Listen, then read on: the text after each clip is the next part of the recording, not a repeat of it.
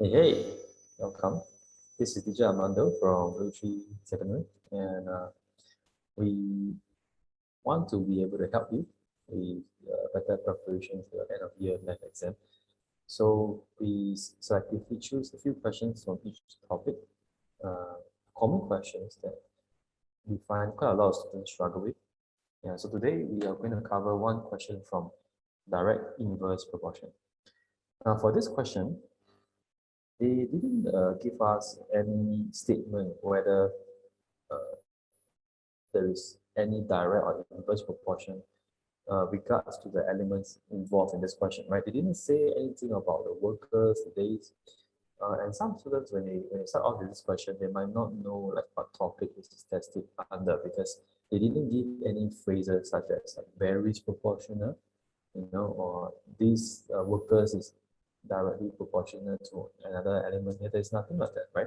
So we have to basically be able to link that this is still a question, a topic on direct inverse proportion, okay? And you have to find yourself the relationship between the workers, the days, and the sampan. Now, there are three variables in this question, okay? And for three variables question, there are typically no other ways to do except for the inspection method. So how do you know that the question involves three variables? Now, when I say variables, I mean three things that changes because of the question, right? If you notice, it start off with 5 workers, but in part A, they ask you for the number of workers, which means that it becomes an unknown number, which should be different from 5 workers, right? If you look at the number of days, the 30 days also becomes a different number, like 25. So it varies because the number changes. And lastly, you can see that the sampan uh, in the question becomes 5 sampans. So that's why we say as three variables, because all of these three numbers will change due to the question. All right. If the question only involves two variables, you can still use the formula method to solve. All right. Do catch up with us for the second question if you want to learn more about the formula method. But for today, we're just going to use the inspection method. Again, you use this method when it involves three variables. Okay. Actually, if you want to use the inspection method to deal with two variables type of question, you can still do so. So for example, if let's say they don't change the number of sampans, if they change the question to just say to build the same sampan, but this time around the sampan doesn't change number, right? It's from 1 to 1, it doesn't change to 2 or 3 or 4. So the number of sampans stays the same. And if that's the case, you only have two variables. So if you only have two variables, it's up to you if you want to use the formula method, which means you introduce y equals to k times for direct and y equals to k divided for inverse, right? Or you can still use the inspection method. So now we're going to proceed with the inspection method. And basically what you do is you write down all of the variables side by side. It doesn't really matter if you put it on the right or the left, so long that you list them all of them out, okay? All right, so we next thing we're going to do is to study the relationship between any of these two. So what I mean by that is now for the inspection method to work, right, you can only change two elements at one time. You can't change three variables all at the same time. So what I mean by that is there should be a constant number that never change, and you want to find out if, let's say, the constant is a sampan, what kind of relationship will the workers and the days have? Okay, so if let's say the sampan number stays constant, let me just put in the number first. Okay, so it's 5 workers takes 30 days to build one sampan. Now, if let's say I do not want to change the sampan number, and again, you have to make sure that one of these elements, I choose the sampan to be the same. And let's say you decrease the number of workers, right? If you make this number become smaller, let's say 1, how does it affect the number of days needed if you want to build the same sampan? Just imagine it. Before you have 5 workers, and to build a one sampan, they took total of 30 days. But if you reduce it down to just 1 worker, right? Superpower, unless it's a Superman, but most likely, how does it affect the number of days? It should increase it, right? So this shows that when the workers number goes down, it actually causes the number of days to go up, right? And that is called a inverse relationship, because when the workers decrease, the days actually increase. Okay, so we list that out first. All right, and the second thing to do is to basically list out all the connection between these three elements. So the second thing you want to do is to find the relationship between the number of days in sampan. So once again, if you want to find out what happens to the number of days in sampan, whether they are direct or inverse, you have to let the worker stays at a constant. Okay, there must be a number that is fixed no matter what. Okay, and let's say you want to reduce the number of days to build finish, right? If you use the same 5 workers, and then you give them less days, okay, what about the number of sampans they can build? It's going to be less or more? What is your answer? It's going to be less, right? If you reduce the number of days, you will also reduce the number of sampans. So this would be a direct relationship. Okay, if you increase the days, likewise, it will also increase the number of sampans that the workers can build. All right, and lastly, you also need to, is there any other connection that we have not done? Yes, right. We haven't found out the relationship between the workers and the sampans number. So this time around, let's say you let the number of days stay the same. How does it affect the number of sampans? Let's say you increase the workers number. If you use more workers to work for the same amount of days, definitely the sampan number is going to increase as well, right? So this is also another direct relationship. Now, to put it very simply, if you find it a little bit hard for you to remember when is it direct, when is it inverse, just remember that the time needed and the amount of manpower, these two things, that means the people involved, are always in inverse relationship. Okay, because you know that more, they always say that there's a saying, right? Many heads thinking, brainstorming together is better than one, right?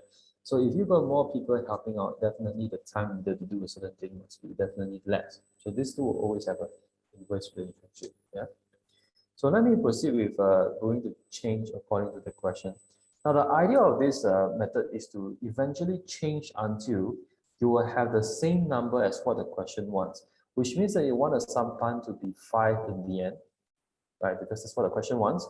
And you also want a number of days to be 25 eventually. So you want to just basically do a times and divide until you get to the number. All right, and this method is pretty free-flowing in a way that you can just choose anything you like to stay as the constant. Okay, so at the start, we're not very sure which one to begin. If you're not very sure, you can just randomly choose one. So let's say I want to fix my number of workers to be the constant. Right, remember there should be one thing that doesn't change. And then I know the number of days in sampan is direct relationship, right? So I want to achieve the 5 sampans because it's quite easy to get from 1 to 5 sampans by doing what? By doing a multiplication of 5, right? Now, if you know that they're in direct relationship, which means that if you times 5 to the sampan, you should also times 5 to the number of days. All right, so once we reach the number 5 sampans, we do not want to change the sampans number because we already achieved what the questions want. So from now onwards, every subsequent step will always have 5 sampans. That's going to be our constant for forever until we reach that, right? And then I want to get from 150 days to 25 days. Not all the times you can immediately know what to do to jump to this number, right? So sometimes if you get lost, for example, the number is very weird, like maybe you have something like a 23, and you're not very sure how does 150, what does 150 got to divide by to make it becomes 23, you can always reduce it down to 1 first, okay? And how to reduce down to 1 is by using 150 to divide by itself. If you divide 150 for the number of days, now again, so when the sampan is a constant time around, we don't change the sampan number. Then we are looking at the relationship between the workers and the days, right? And we know that the workers and the days are in inverse relationship, which means that if you want to finish 5 sampans in 1 day, you need tons more workers. So if you divide the number of days, you need to times the same number for the worker side, and that will be 750. All right. We are almost there. So again, we do want to change sampan number. So we are going to stick to 5, all right, and it's still trying to let the days affect the number of workers. So the days is a number of control because we know that we want to get to 25 days, right? So in this case, we want to get from 1 to 25, which is multiplied by 25 itself. And since the workers should decrease in the same proportion, you need to divide that by 25, which will give you 30. So the answer for A is 30 workers.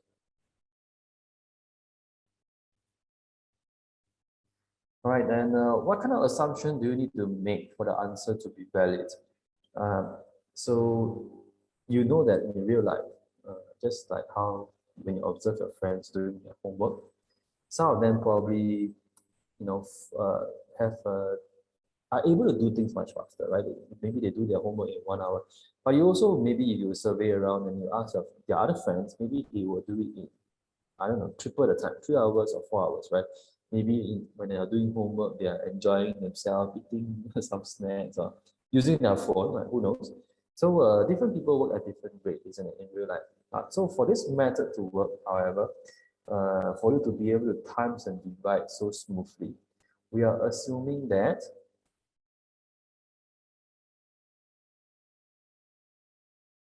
the rate of each worker is the same.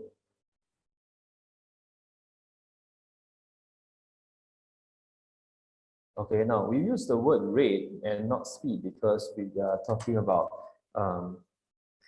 things related to it's not distance related. As so long that it is not related to distance, the amount of km traveled per hour, the amount of meters traveled in a second. So those are speed.